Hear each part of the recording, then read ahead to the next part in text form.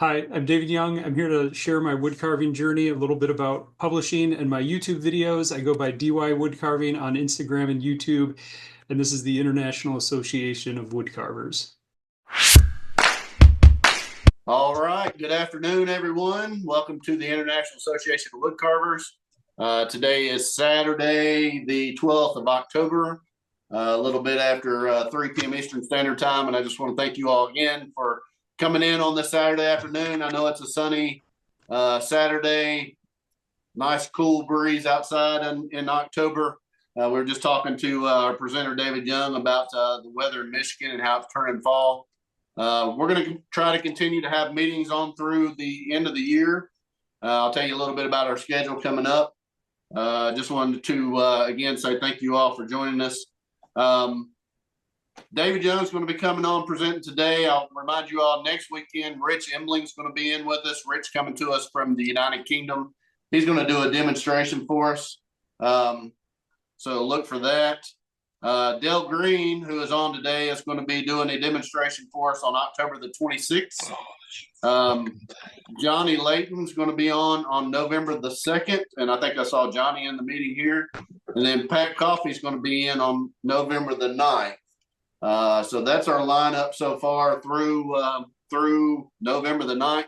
We'll be meeting every Saturday at 3 p.m. Eastern Standard Time here at this same number. So I want to let you all know a little bit about some classes that are coming up. Again, welcome to everyone who came in from Dave Stetson's class today. I know he's on with us today. He's doing a witch class. Hopefully you are participating in that. Janet Cordell is going to be doing a doll carving class on November the 4th. Dale Green, again, who's with us today, is going to be doing a Kringle class, a Santa class on November the 2nd. Dwayne Gosnell is going to be doing a Babushka Santa class on November the 12th. And then Dwayne's also going to be doing Vic the Viking on December the 10th. Now, if you all are interested in getting signed up with those, again, reach out to the instructor, get signed up through the instructor, and see what they need. I need you to pick up either a rough out or they'll give you a pattern so that you can cut out your own pattern. But make sure you reach out and contact them about that. You can find more about the workshops out on Woodcarving Academy, and I'll give them a little pitch real quick. Woodcarving Academy, you can go out and subscribe there 1 month, 3 months, or a year. You can find a lot of the classes that have been held in the past, all the videos from those, and other classes that have been recorded. You can work at your own pace, learn at your own pace. So go out and check out Woodcarving Academy. It's a great place to learn how to carve and spend some time improving your skills. So again, check that out. I wanted to let you know the International Association of Woodcarvers is joining up with Badger State Blades, who was on last week. Ashton was on here. We're going to be doing a auction benefit for the Smithsons. So that's Holly and Rich of Helvey Knives. Holly's still battling cancer. She's going to have some other treatments and things coming up. And again, that affects her being able to work and those kind of things. So we're going to do some auctions on eBay to try to help them, and all the proceeds will go to benefit them. I'll be posting that out on social media, and they're starting to share some stuff out there as we speak. Go out, check those items out, and if you're interested in those, go on eBay and bid on those. As soon as all the items are live tomorrow, I'll post a link out on social media so people can find those. And any funds, again, that we raise will benefit them, and there should be some great auction items out there, so make sure you check that out. I'm going to go ahead and turn it over to our very own Dave Stetson. He's going to come in today and share little words of wisdom with us. So, Dave, I'm going to go ahead and turn it over to you. Hey, thanks, Blake. Good morning, everyone. I'm going to let you know. It's a weird noise going on. Is that coming from me? Yeah, it must be. I don't hear it. Okay, anyway. Hard work. Hard work beats talent. Whether you think you're a good carver or a bad carver, remember, hard work always beats talent. Every time talent doesn't work hard. Fantastic, Dave. Thank you for that. Definitely have to put in the time when it comes to wood carving to improve your skills. So you can definitely tell the people who put in that hard work that you're talking about. Today on our meeting again, we've got David Young. He's coming to us from Michigan. You can find him on social media under DY Woodcarving. He has a YouTube page. He's going to talk to us about some publishing opportunities and things like that. So, David, I just want to say thank you for coming in with us today. He's going to do a presentation for us as well. So we'll go ahead and turn it over to you, David. All right. Thanks, Blake. I'm going to share my screen here real quick.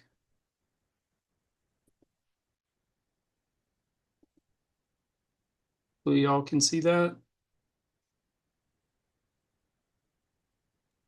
Yep, we got it. Great. So my name is David Young. Go by @DY Woodcarving on social media, as Blake said. I'm excited to be here today. I've benefited a great amount from the International Association of Woodcarvers meetings. This is a little bit odd for me. I prefer to be generally behind the camera. I was telling Blake and Dave earlier this week, I don't post pictures of myself. I don't put myself in my own videos.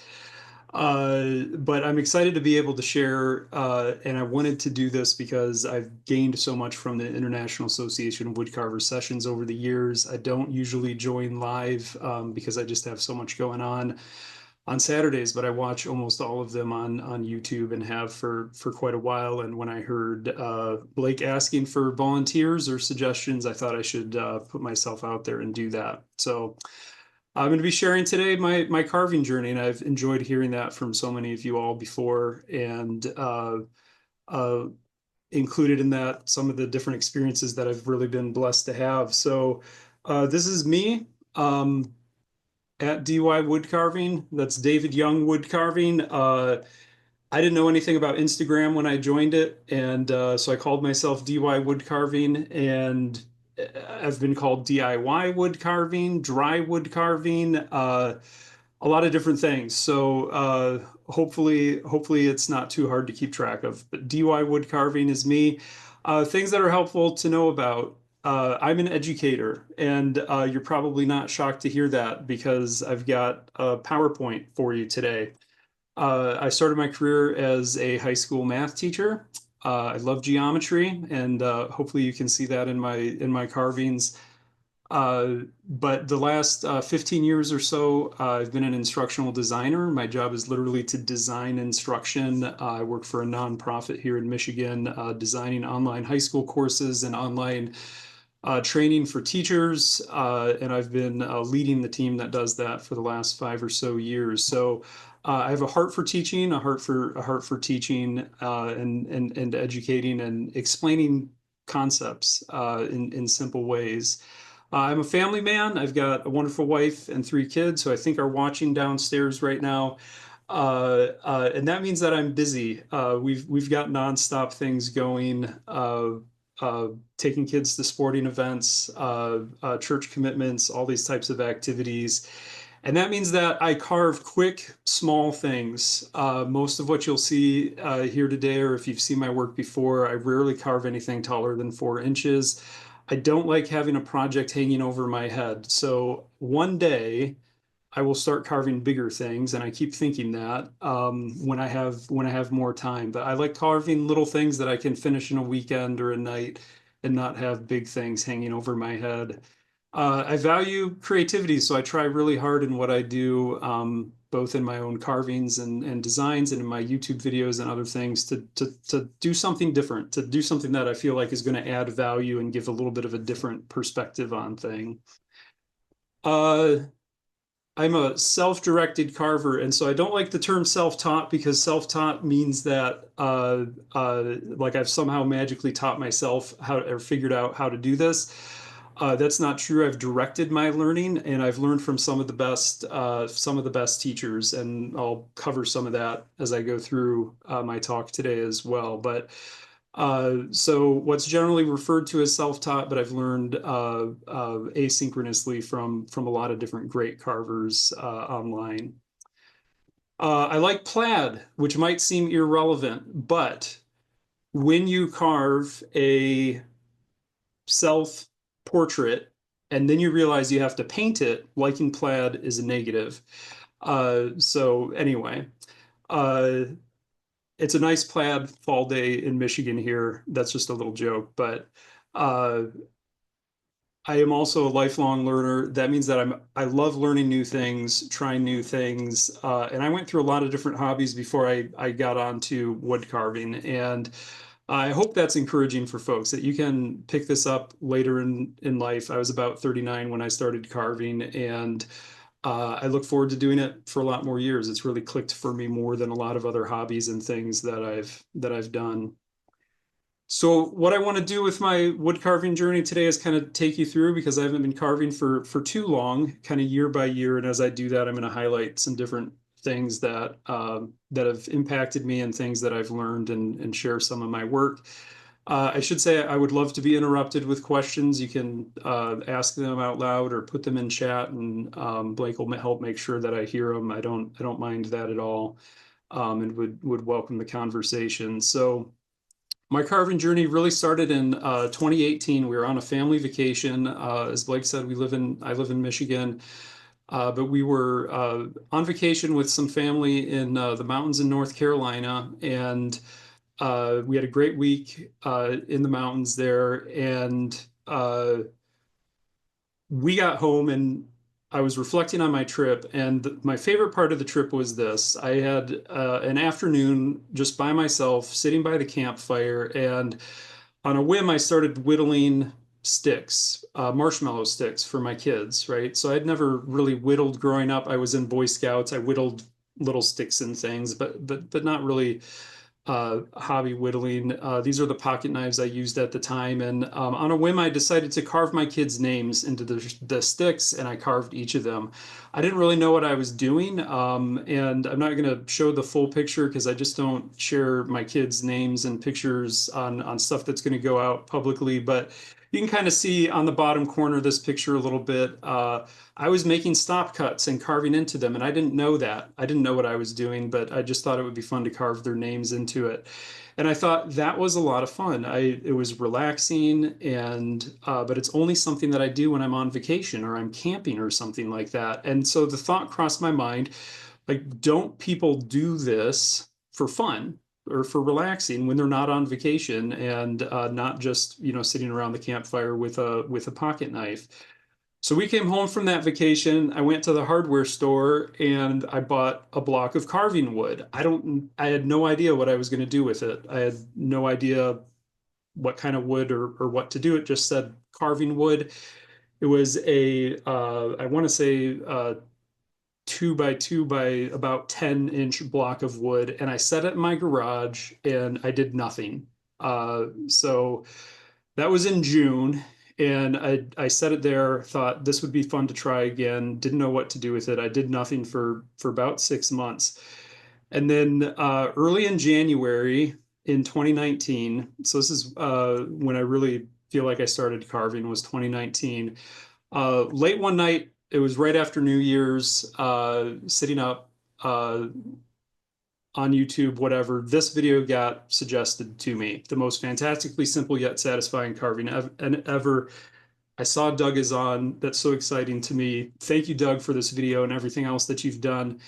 This video started me carving. It was recommended to me by YouTube. I don't know why it showed up in my feed, but it did. I watched it and I thought, that looks like something I could do. I want to try that.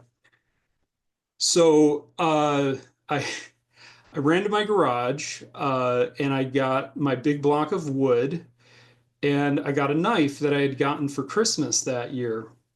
And I did this. And so this is the biggest, ugliest 5-minute wizard you'll ever see. I spent about 2 hours on it. I used this big Mora knife that's not really a wood carving knife. I stayed up late watching it, doing it. I sliced my finger open. I still have a scar. I lost the feeling in the tip for about 6 months. But I was hooked. I absolutely loved it. And that was my first attempt at trying to carve something. So just to be very clear, don't do this. Don't use that knife it's a great knife, but not for this type of carving. And that giant block of wood was hard and dry, and I didn't know what I was doing, but I had a blast, and it was a great way to start. So after that, I went ahead and I got an actual carving knife. And so this was about a month or so later. I got some better wood. I got a Helvy knife, and I was very fortunate. I didn't know how fortunate I was at the time. In January of 2019, I was able to place an order, and I got a knife. And I ordered a Helvy knife because Doug recommended it in one of his videos, or said he was using one. And I was fortunate enough to get one, and I started using that. I also got a glove, thankfully, and have not cut any fingers off yet. I've cut myself through the glove a couple times since, but and I really started to try to learn, watching more videos, mostly Doug Linker videos in that first year, and learning from that. So this is a handful of some of my very first carvings in the first few months that I was carving. So I tried, smaller versions of faces on corners, like the 5 Minute Wizard video. These are the earlier, they're bears if you can't tell, but these are earlier bears that were also a Doug Linker video, and the little guy. I also kind of got into carving a couple different styles. I didn't really know what I wanted to do and what my niche was going to be. I actually dabbled in relief carving for a while that first year, and these are a few small scale relief carvings that I did. That middle one was a Mary May video on YouTube tutorial, and so I was doing some different relief carving. I even dabbled in chip carving for a little while. I actually love chip carving. I love the geometric designs. I can't stand laying out the patterns, and I tried several different methods, and I would spend more time laying out the pattern than I would carving. And so I never really ran with that, although I've incorporated some chips into some of my designs since. And then by the end of the year, I was able to create these little snowmen for my family as Christmas gifts. Uh, and these were just really lightly painted, no finishing oil or anything, but I was able to carve these little snowmen as gifts, and feel good about being able to gift some carvings to people at the end of my first year carving. So that brought us to 2020, and one of the early things that happened for me in 2020 is I got a new knife. The OCC knife, obviously, 1.5 inch knife. I still have it right here, and this was really notable for me because I had that Helvy knife, obviously, and I had a couple other knives. I didn't really know how to sharpen very well. My Helvy knife was getting dull, I'm sorry to say. And I got this new knife after Christmas, and I was excited to try it out. And the first time I used it, I noticed that it was leaving this line in the wood. So I don't know if you can see that or not, but you've all probably experienced this. I was leaving this line in the wood. And at first, I was very disappointed. And I don't know if it was like that when it came, or maybe I was too aggressive with it when I first started. Super sharp, loved it, but it kept leaving this little line.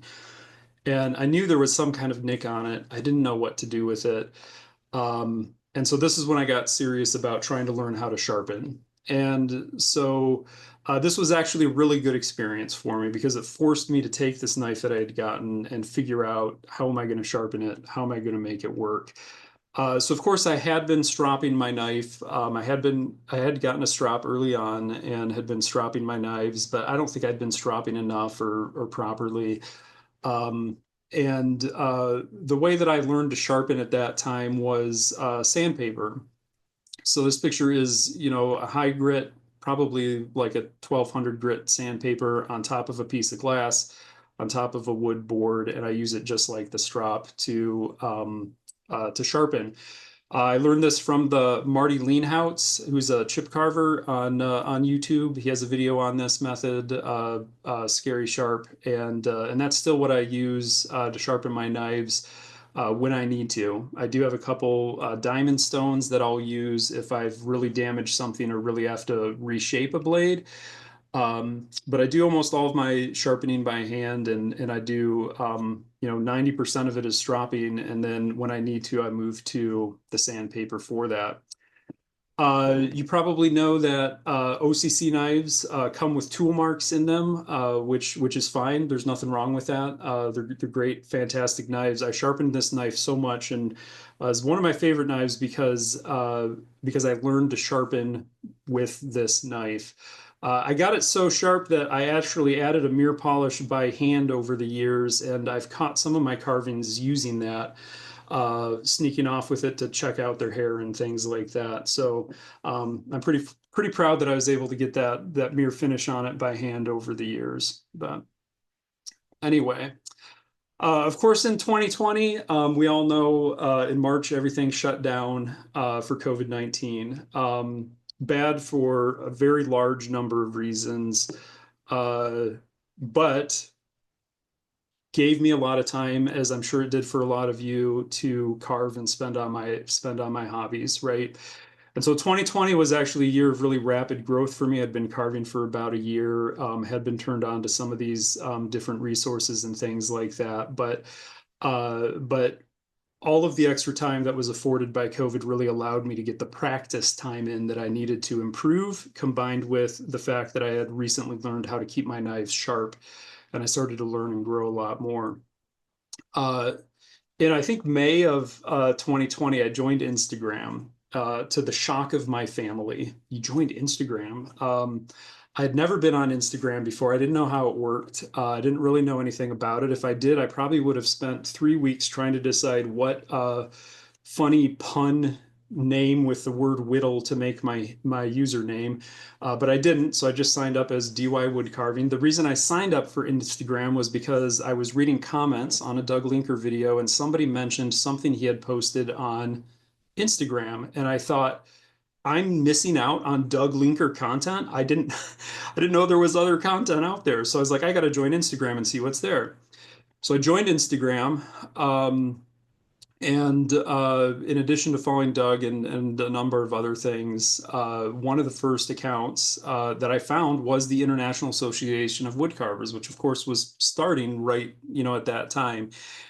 And and they're hosting these Zoom meetings and things like that. I did attend a few of these live at the time, and started watching the videos. But this was huge for me in 2020. And I learned a ton by watching these early videos, and they really helped me learn and grow as a carver. And I want to highlight specifically one video. And I was talking to Blake and Dave the other day, and they said this was maybe the second meeting or something. But it was this painting video with Sarah Barraclaw, Clever Carver, and I had not used any finish on my carvings to that point. I was afraid to. I didn't know what to do with oils or stains or finishes. I had no idea what to do with that. I had done very little painting, those snowmen, and maybe a couple other little things, because I was afraid of kind of messing up my carvings. I didn't want to mess it up. I didn't consider myself a painter. I didn't know what to do. This video was instrumental in me learning how to paint and finish my carvings. And Sarah does a fantastic job of demonstrating how to do this and how to blend colors and do all of these other things. But there's so much rich conversation going on in this video, with experienced carvers sharing their tips, and this is how I do it, and this is how I do it. And I probably watched that video 2 or 3 times then. And that is what really got me to the point where I felt confident enough to try doing more with my carvings as far as painting and finishing. So this top picture obviously is one of Sarah's designs from Woodcarving Illustrated. I painted this bear, and I finally went out and bought a thing of linseed oil, because that was recommended there. I figured out how to use it safely. Have not burned anything down, thankfully. Uh, and that was huge for me to just be able to start doing that. And a little bit later in the year, but this leaf design was from I think one of her first books, and following her instructions for learning how to blend colors and paint. That was huge for me. So I just want to, as an aside, talk a little bit about painting and finishing here, since that's where I'm at this point in my story. The main method that I've used over the years is that method that was taught there, and that I've seen in so many other videos from Doug and things like that. But apply boiled linseed oil and then paint with watered down acrylics paint. The last year or two, as I've gotten into some more, really trying to be super beginner friendly, super basic and easy, I've really gotten into more just painting the wood directly first and applying Howard's feed and wax, and that's it. And that's just because I value the simplicity of it, and just avoiding the potential challenges. A lot of people are scared of using the linseed oil, and I get that. I don't think you need to be if you use it safely, but uh, anyway. So in addition to that, I do antique a lot of my carvings, and I do a lot of dry brushing. Again, I learned these methods. I think the dry brushing was first explained to me. I was first exposed to it in that meeting with Sarah. I know that I learned the antiquing methods from watching Doug, and I just think this is the coolest thing, because these two carvings have the same color paint in the beard. It's the exact same paint in the beard, but the one on the left is antiqued and the one on the right is dry brushed. It's doing the same thing. It's making the higher parts of the carving stand out and the lower parts of the carving stand in, and creating that contrast. Just two different methods for the same thing. But really, my philosophy on painting is to keep it simple and clean. I use as few colors as I can, and I'll be honest and say painting is still not my favorite thing. I'm not bad at it. I've gotten reasonably good at it over the years, but I just don't enjoy it as much as carving. And I hear people say you should spend as much time finishing your carvings as you do carving them, and good for you. If that's your opinion. I respect that, and I love your paintings. I really do not enjoy painting as much as I do carving, and so I love just I'm gonna just choose a few basic colors. I'm gonna make it as clean and bright as I can, and I'm always gonna try to make it so I can try to see the wood, right? So I leave the cheeks and nose unpainted so I can just see the wood, the oiled wood, and the same thing with the base of the cactus here.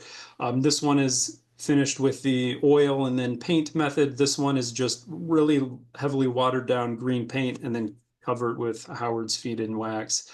I'm trying to keep things as simple as I can.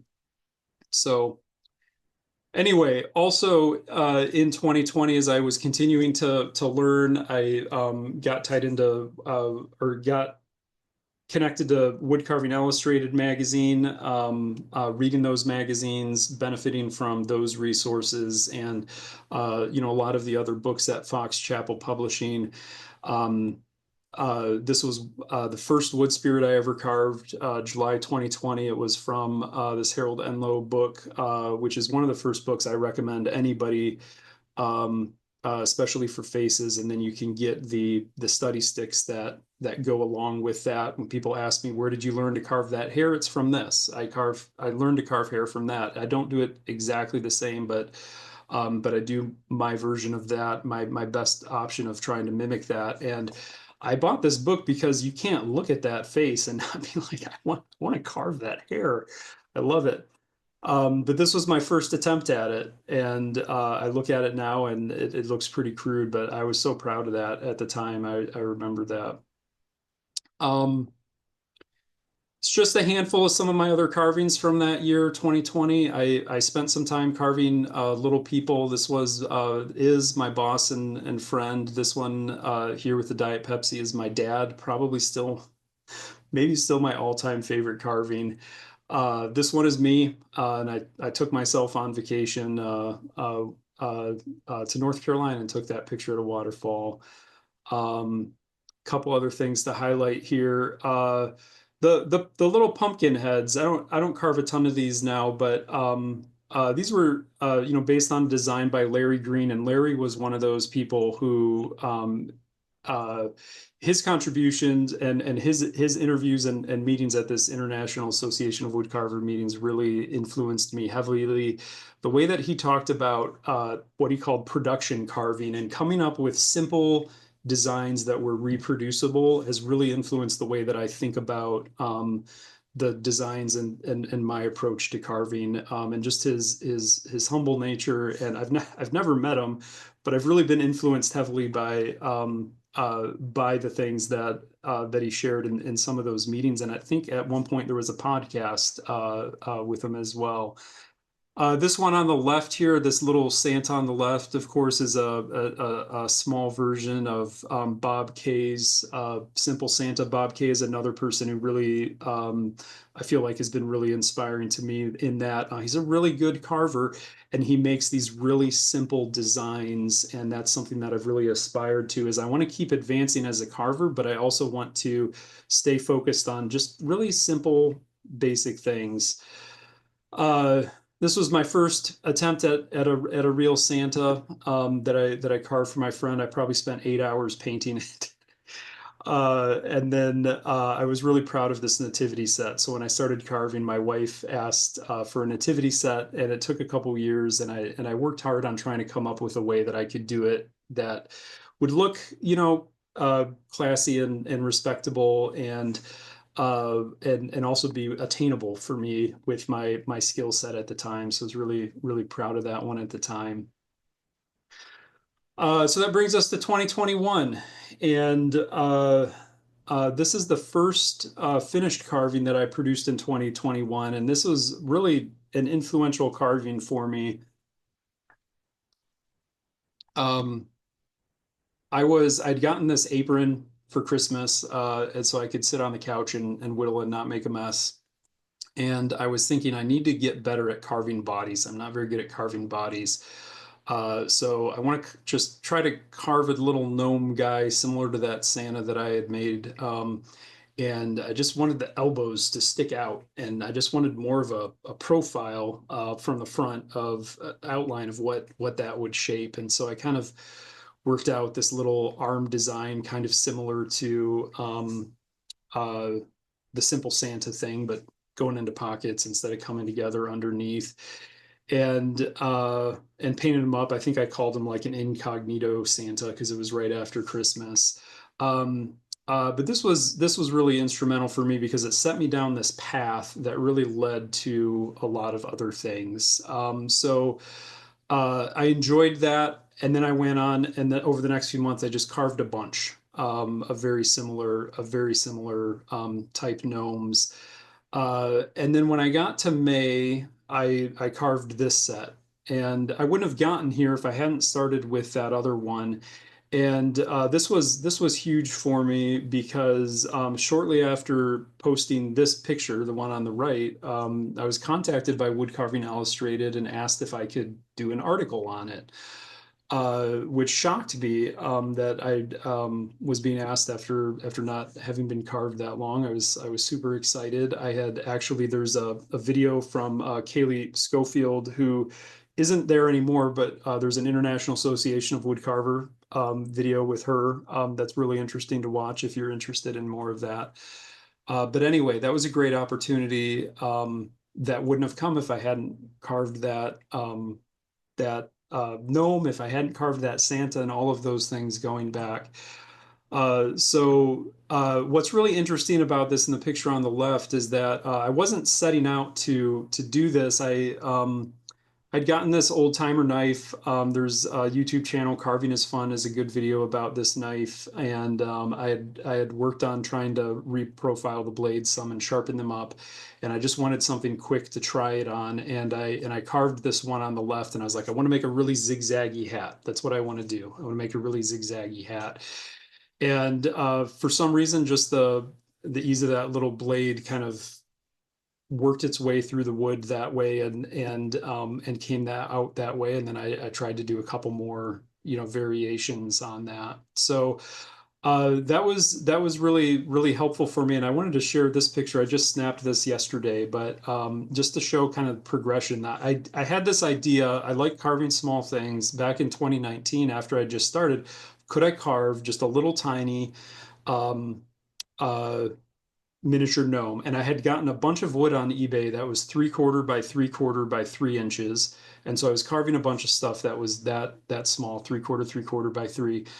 And I wanted to think, could I fit a gnome in that? This was my first attempt in 2019. I tried again in 2020, and I got this, but still no arms or things like that. Early in 2021, after I had carved those other gnomes, I did this one, and then this one on the right is the one that I ended up doing for the wood carving illustrated article.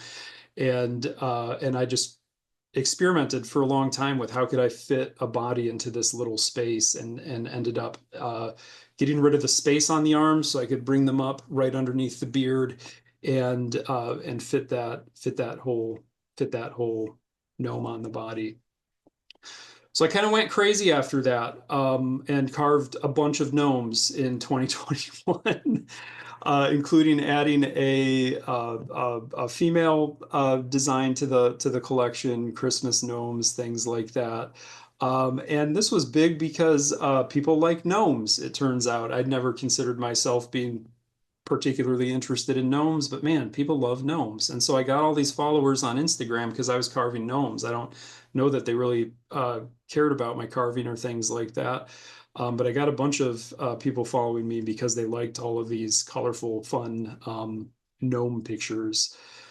So here's a handful of non-gnome things, mostly non-gnome things that I also carved that year. I continued to try to carve these wood spirit faces are a favorite of mine.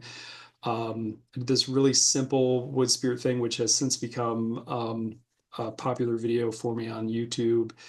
I had fun making this. Was for our NCAA bracket tournament. I made this little trophy for the winner of that. Thinking about other inspirations here, this turkey design is made out of 3 pieces, and I got the idea for it from Charles Banks's show on the International Association when he was showing how he layered the pieces together to make his carvings. So this is just a semicircle cut out of a 3/4 inch board, and then another one stacked on top of it, and then a 1 by 1 by 4 piece glued on top of that to make that turkey. And then I also that year tried to carve Santa faces, and these were actually heavy influenced and learned from Blake and looking at his pictures, watching his YouTube videos that year on the Santa face. They're not exactly the same, but they're my version of that, and I carve them a little bit different now than I did back in 2021 too. But all right, so that brings us to 2022. One thing about me, every year in January after Christmas, I carve wood spirits, and that's because I'm all painted out. You have to paint so much in December. You're carving all these Santas, they all got to be painted, and I love carving the wood spirits because all I got to do is put oil on them, and they're done. So I do that a lot in January. Anyway, what I want to talk about in 2022 here is a little bit about my experiences with wood carving illustrated and the opportunities that I had. So I had mentioned that I had the opportunity to do this article on the gnomes that came out summer of 2022. That was super exciting for me. I thought it'd be helpful to take a couple minutes here, and I want to talk about my process for that because it's something that I've had people ask me questions about before. Wonder, how do you write an article? And writing an article is very different than making a video because you've really got to think about how to communicate it and print in a finite number of steps. And so I want to talk about this a little bit. I will say the first thing before writing is I carve a million of them. And so you saw all of those gnomes that I carved so many of them so that I could get comfortable with it. But this was a really good experience for me because it forced me to think about how to make a pattern. And I hadn't thought about this before. I do a lot of carving by intuition without a pattern, just kind of making up as I go along. But if I'm going to publish and make this a repeatable thing, I really have to think about the pattern. And so I had the basics of that. I knew that, it was a 3-inch gnome. I wanted the hat to be 2 inches and the rest of it to be 1 inch. So that kind of rule of thirds in proportions setting up. was something that I wanted, but I really had to think about what are the exact measurements that I want for the width of the nose and things like that in order to be able to make a pattern that I could repeat or that others could repeat.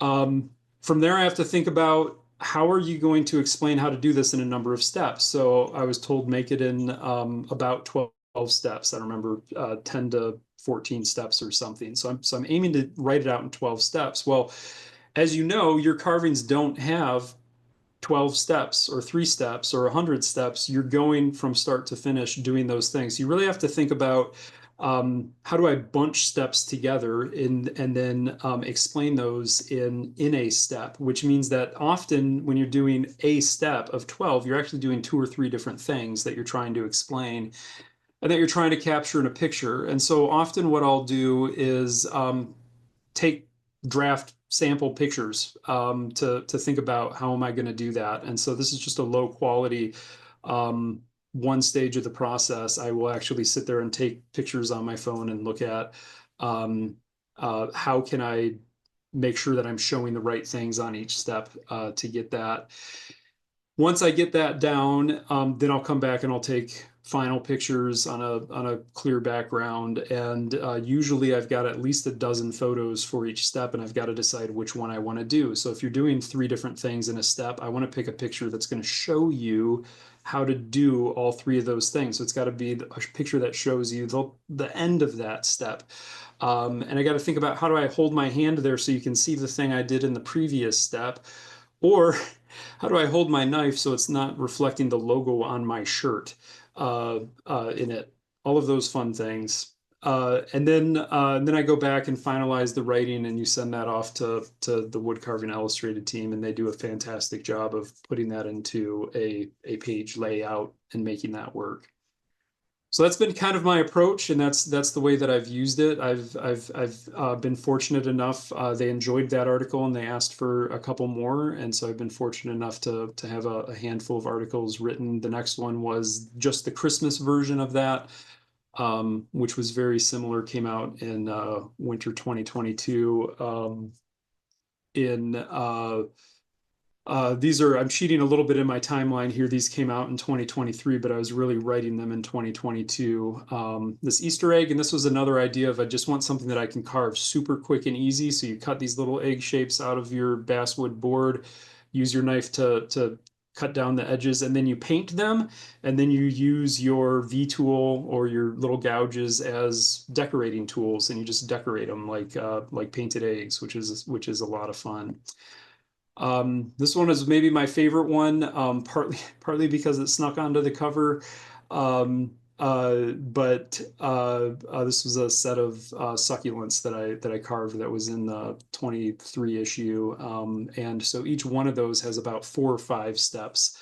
And again, I think really, I really like these basic geometric shapes. You see that there. Making those clean cuts, basic shapes, very simple painting process. But I worked hard to make sure I had slightly different versions of green on all of them. And then the last one was these trees, which are kind of a similar to the eggs, basically, but in fall.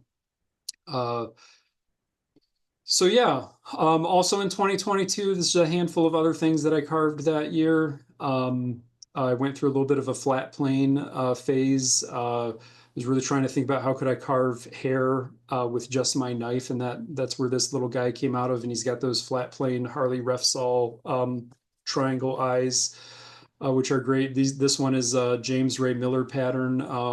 From one of his books. Highly recommend his I think it's called the Whittling Workbook. Is a fantastic book for learning to whittle from.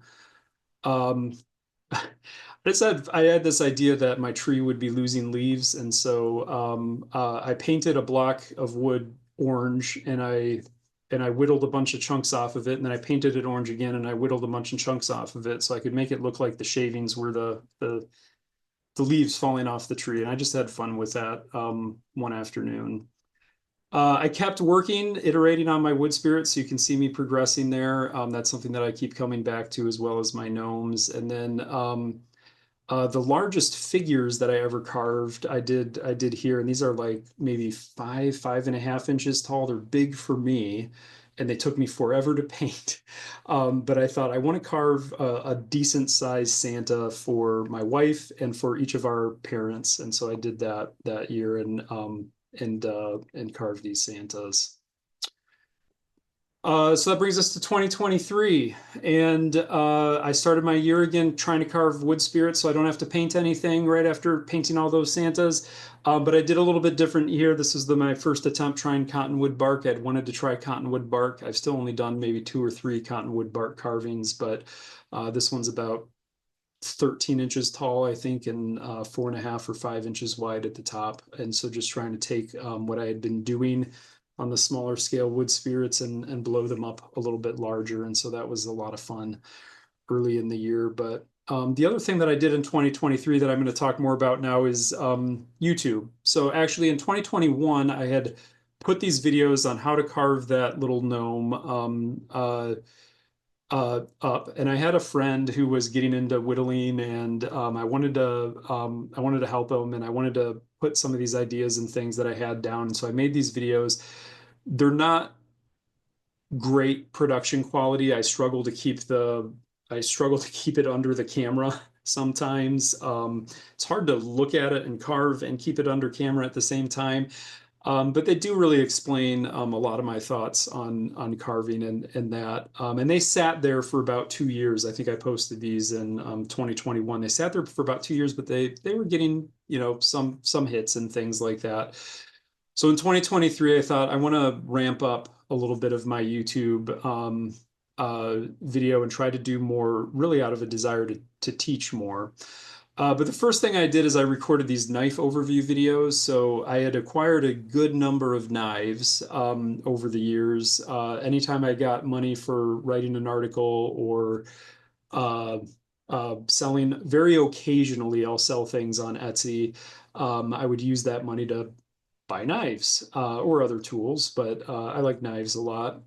So I did this series of videos where I just try to uh, highlight each of the different knife brands. I actually use all of these, not all of the time, but I actually kind of rotate through. And so for a few weeks, I might just get my Helvy knives out and just use my Helvy knives, and then I'll put them away. And for a few weeks, I'll just use my Pinewood Forge knives um, or my deep holler knives or whatever. And so I've really developed a bit of a sense for how I feel like each one of these knives perform. And I wanted to do a series of videos that would help people. These are all knives that would be recommended. Like, if you can get any of these knives, get them, great. But you got to choose which one you want to get. And I really wanted to make some videos that would help people say, okay, well, which one do I really want to get and which one is going to meet my needs. And so I just try to highlight different things about their handles and their blades and things like that, so you can make a better decision about which ones to get, and then watching the same format for those videos. I just like a month ago put out a new one in this series on the new FlexCut Pro Series knives. But what I really wanted to do on YouTube was I got to thinking, this was a little over a year ago. I got to thinking, if I was going to help somebody who was learning to carve for the first time, complete beginner, had never picked up a knife before, didn't know what they wanted to do, what would I tell them? How would I get them start? What would I tell them they should carve first? The first thing I would tell them is go watch all of Doug Linker's videos. If you're going to watch one YouTube channel, do that for sure. But I've sat with my nephew, I've sat with friends in the family and things like that, and tried to help them get started, and really thought a lot from an instructional perspective. How would I help people begin? And so I came up with this idea that I really wanted to take my work, which is instructional design, and combine it with my hobby, and put something that would be a little bit different out into the YouTube community on here. And so I made this series of videos. It's really based on the idea that you don't know anything when you come into it, that you could just pick up a knife and a piece of wood and learn. I used learning objectives, which might feel weird to some people, but I tell you up front, like a teacher would, this is what you're going to learn in this video. And it's not just you're going to make this thing, but these are the skills you're going to learn while you're doing the video. And I'll share a little more on that in a minute. And I take it super slow. So things that would be really simple to carve that I could carve in 10 minutes, I might spend 45 minutes explaining overall, just to make it really, really clear. And just fair warning, if you go out and try to watch these, there are the occasional pun or dad joke in there. You just have to be aware that you might stumble across that. So I did create a short series of videos on what you need to get started, just because I felt like I should have that there first. But what I was really excited about was this idea that I wanted to make very simple projects that I could teach concepts while you're doing it. And so these are the first 4 projects that were in that series. And I chose them intentionally and thought intentionally about how would you learn starting from nothing and building your skills along the way. And so the first one is this Whittle People project, where you're going to learn really basic stuff like how to take a square and turn it into a circle, right? That's a really like first level task that you're doing when you're learning how to whittle. In the next one, you're going to introduce little V-cuts as you texture this cactus, and we're going to do a little bit of a different style where we're trying to get more flat facets, almost flat planish, but just a different style where we're trying to get that that approach. And then with these chicks that we're going to add a little bit of detail. We're going to make some small cuts on the eggshells and things like that, to just add a little detail and get a little bit more skilled using the tip of your knife. And then the last one I used was the simple wood spirits, which was really designed as a way to get comfortable using your V tool. And like 90% of it is V tool. So as an example, you know, it would take, you know, me maybe 10 minutes to carve one of these little things out of a rectangular block of wood. But, you know, the runtime, if you add those up, is going to be closer to 40 minutes or so. And each one of these is going to teach you as you go. So my videos are super low production quality. I do not have time to edit. I don't edit my videos. They're all one take. And that makes them a little bit lower quality. I have gotten better at holding things under the camera, thankfully. But they're all one take, and I write things out on a notepad so that I don't have to add titles or edit things later. So in the first video on here, you're going to learn how to make push cuts. You're going to learn how to shape a square block into a cylinder, and you're going to learn how to deal with breaking wood. That's one of those first things that you've got to learn. It starts to break, you flip it around, you carve the other direction, right? Want to put that up front. In the next video, we're going to learn about stop cuts, and we're going to learn about how to make stop cuts nice and clean. In the third video, you're going to learn about how to round the top end of the square piece of wood, and we're going to talk about how to carve, which direction to carve with the grain. So I made this intentional decision to say I'm not going to create, at least for then, I'm not going to create separate videos on like how to carve with the grain or how am I going to do this. Those things are out there, but I wanted to create projects where I could teach those concepts as you're completing the project. And, you know, the little people are maybe not the most exciting thing to carve, but if you haven't carved before, it's a great place to start. I do tell people, you know, if you're not excited by that, just start with the cactus. You can start with the cactus if you want. People seem to like that more, and that's fine. But anyway, this is just a handful of some of the other videos I have there. I did do a short series on finishing, to show how to paint and finish those. A few of the other projects I've added are the little fish or flowers. Last Christmas, I did this Christmas tree and Santa hat. I haven't done much on YouTube in the last year. I haven't had much time to keep up with it. I have a lot of ideas and more things that I want to add, and I just haven't had time. But I've gotten a lot of good feedback from people who've enjoyed those, and I hope that they're just a little bit different than what else is out there and can be helpful to add on to whatever other videos you're watching, because you should watch other videos, and there's so many good resources out there. So just a handful of other things I carved last year in 2023. I kind of got into this style you can see here that developed out of doing some of those simple videos, and where I take the front and back corner of my rectangular block of wood and I cut it off so it's flat on the front and back, and then I carve the outline into it. And if you've watched some of my videos, you've seen that. And I've done some more complex things with that, like the pineapple, one of my favorites, and the rose and vase. But as every year, I'm still practicing my wood spirits. I think I carved like 2 gnomes in 2023. I was all gnomed out, and I want to be known as more than just the gnome guy. All right, so 2024, this year, obviously, I haven't been posting as much. I haven't been carving as much. Just a lot of different things going on that have slowed me down a little bit in that regard. But I thought what I'd share for this is I'm going to share some things that I've learned using some of the things that I've carved here in 2024 to close out. The first thing is a tip that I would say: carve the same thing over and over again. I don't actually like carving the same thing over and over again, but it's good for you. So I carve wood spirits all the time, and I carve gnomes all the time. And part of the reason I do that is because I think there's value in doing the same thing over and over again. You develop fluency and you develop comfort with your knife by making the same cut over and over again.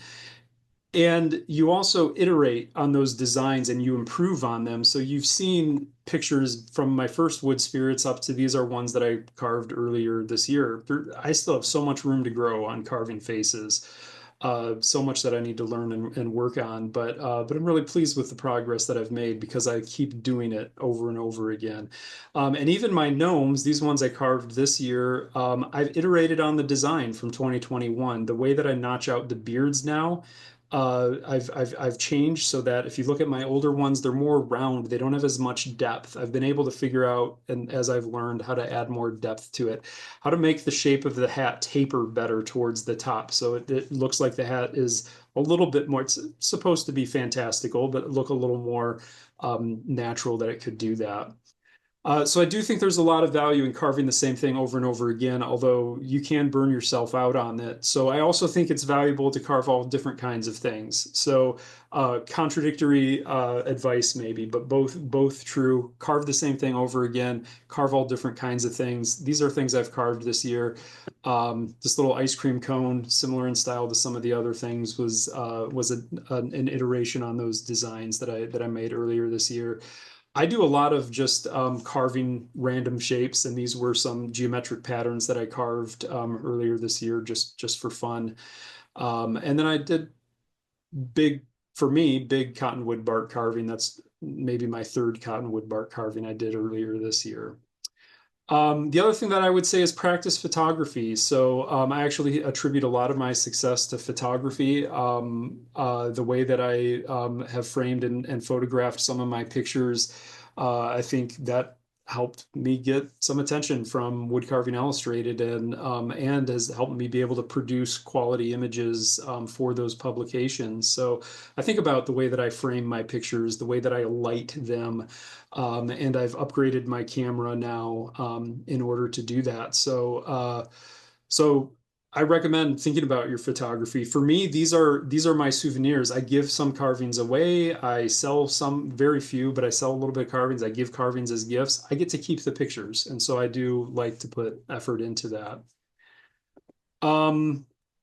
And then I would say keep practicing and experiencing. Experimenting. I took this picture this morning. These are all things that are laying around on my desk within reach. And probably 80% of what I carve is this. I have boxes full of stuff like this, where I'm just fidgeting around and I'm trying different shapes. I'm practicing different ideas. Some of these may turn into designs and things that I end up finishing out. Some of them may not, but I'm always just experimenting with how do I make a different shape out of something. Just keep doing it, keep experimenting. Making new designs for me is like looking at the clouds. I carve a shape and I look at it and I say, what does it look like? And can I make it look more like that? It's like looking at the clouds and saying, I see this shape in the clouds. That's what my experience has been. And then I'd say always be creating. These are things that I've done this year. I've not had as much time for carving. I spent some time modifying some of my pictures and making stickers. I had fun doing that. I had fun getting another YouTube video out a month ago. I don't anticipate I'm going to be producing a huge number of YouTube videos in the near future, but these are fun things. So I know that 2025 hasn't happened yet, but I do have something to share to close with about my wood carving journey in 2025, um, which is that I'm excited that I will have a book coming out in 2025. It's officially scheduled for release right now for April 8th. And there are 6 or 7 projects in here that I have never posted, shared anything out about yet. I'm super excited about that. It's one of the reasons I haven't posted as much in the last year is because I'm sitting on those to share out until closer to the book coming out. And actually, there's a couple on here that I haven't posted or shared before on the cover. And a handful of projects that you've seen before, things that I've shared before, but have not published instructions on before. So I'm excited about that. That was a whole great opportunity. Took a lot of effort and time over the last year, and I'm excited for that to come out early in 2025. I haven't shared personally publicly about that. It's not a secret. You can find it for pre-order on Amazon and have been able to for a while. But I asked Fox Chapel if I could share this out, and they said yes, but I should note that the cover might change. So the cover might change. So that's it. Thank you. I appreciate you listening. Again, I'm at DY Woodcarving. If you want to find me on anything, I put a link to my Linktree site there because from there you could get to YouTube, Instagram, all of those other things. And yeah, so I'm happy to answer any questions or that, but thank you so much for having me on and listening. Hey, David, a question in the chat, back to the beginning there where you're talking about sharpening. Mitch Stein wanted to know if you start with like 280 grit and go all the way up to 12 or 1500, or what grit do you start with usually on that?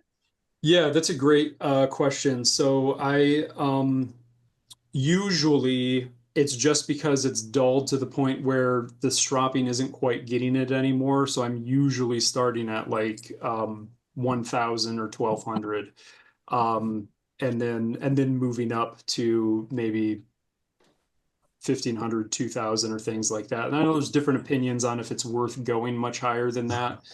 If you want to make your knife so it works like a mirror, it is worth going up. But I do usually go up to 2000 and then 5000. Yeah. If it's worse than that, I go to a diamond stone. I have a 600 grit and a 800 grit diamond stone I'll use if it's worse than that. Okay. And I think you answered the other question. Somebody was asking if you had plans to do a video on the zigzag hat for the beginners. Yeah. Are you going to do videos, or are you going to wait till the book comes out and just let the book stand for that? Yeah. So if you're referring to the like the ones that I had the article on, I'm not doing videos on things I've published articles on. But I will say that the little 3-inch gnomes with the zigzag hat, that's available for free on Fox Chapel still. If you go to my Linktree, actually, it's there, a free project. If you sign up with your email address, that's a freebie you can get from them. The article that was in the magazine, it has the pattern and the written instructions for it. Because of that, I'm not putting that out on as a YouTube video. And one other, I guess, question for myself. As far as photography goes, what kind of camera are you using now for your pictures? Yeah. So I started just using my camera phone. I'm a Google Pixel user, and so for most of my time I've used that. Last fall I bought a new camera. It's a Sony A6100 mirrorless camera. It's not a top of the line, but I wanted to get something that would have interchangeable lenses, and so that I wanted to have more control over the depth of field and focus and all of that than I could on my phone. And I wanted it to have a real lens instead of the the AI smart add-on to blur out the background and things like that. I could do a whole different talk about photography, but it's a Sony A6100 is what I use. It's kind of it's a little bit of an older, but a good solid interchangeable lens camera. All right, and I'm looking in the chat. I don't see any other questions, but a lot of great comments as far as the presentation, the pictures, the insight, the inspiration for beginners. Definitely a great presentation. Anybody else have somebody wants you to come back and talk more about photography? Maybe we can have you back on sometime and talk a little bit about that, when you have time and after the book comes out. I see several people that's talked about the fact that they're already followers on YouTube, that they look forward to following you on YouTube and going out to check out the videos. So definitely a great presentation.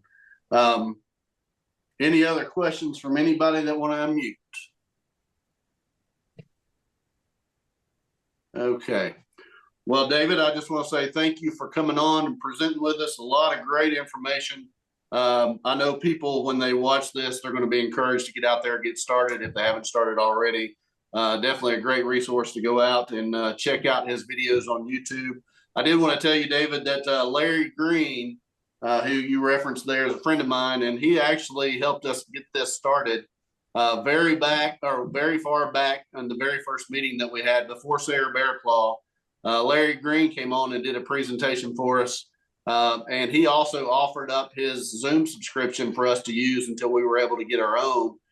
So we used Larry's Zoom subscription, had him on the first time. Unfortunately, we didn't get that meeting recorded, so that's why there's no video out there, but that's a little bit of history. Larry's a great guy, does great work, and he's still out there teaching classes and stuff. So it's fun to hear about the fact that he influenced you as well. Just want to remind you all that Rich Emling will be on next Saturday. He's coming to us from the United Kingdom. He's going to be doing a Halloween-themed demonstration for us. He always likes doing that. Again, last year, he did the one on Frankenstein. So come in, check out what Rich is going to offer next week. Again, Del Green's coming in on the 26th, Johnny Layton on November the 2nd, Pat Coffey on November the 9th. And we continue to work to try to fill our calendar through the end of the year. So if you know of anybody that wants to come on and present, please have them reach out to me. Just want to say thank you all for joining us today. Again, David, thank you for coming on and presenting. This has been the International Association of Woodcarvers, where woodcarvers help woodcarvers, and we'll see you all next Saturday. Thank you all.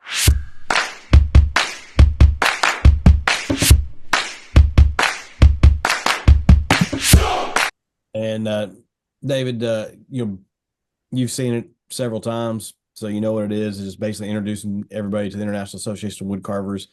Introduce yourself, any social media stuff that you have that you do that people can find you on so they can look at your work, which I know you'll state again, but go ahead and put that in the beginning. And then just welcome the International Association of Woodcarvers. And we will start whenever you're ready. And if you want to write it down or practice, you can do that 10 or 12 times. Or 20, I don't care. But be careful because he'll put bloopers at the end. So I never. Yeah, right, Dave. Don't lie either. No. Okay, so I'm just gonna say David Young at DY Woodcarving on Instagram and YouTube, and welcome to the International Association of Woodcarvers. Yep, Yes, sir. that's perfect. Okay. Hi, I'm David Young. Oh man. Yes. It's easy until you start doing it. Yeah. The same way. I do my YouTube videos all in one take. I do no editing because I just don't have time for it. But I'll have like 4 or 5 false start videos. Yeah. No, it works good. Oh, hey, once you get flowing, it's usually good. It's just getting started. It's the problem. Yeah. Kind of do a brief statement of what you're going to do today. See, that's why you had to stop, because you just a brief statement of what you're doing, so I can add more to you, see if I can get you to mess up again. No pressure. It's all you, bro. All right. Now I'm pulling up my post to see what I said I was going to do today. See, that's perfect. I'm glad we got the first take with a little bit of mess up. I mean, Hey, good job, man. He just had to gather his thoughts. He was ready. Exactly.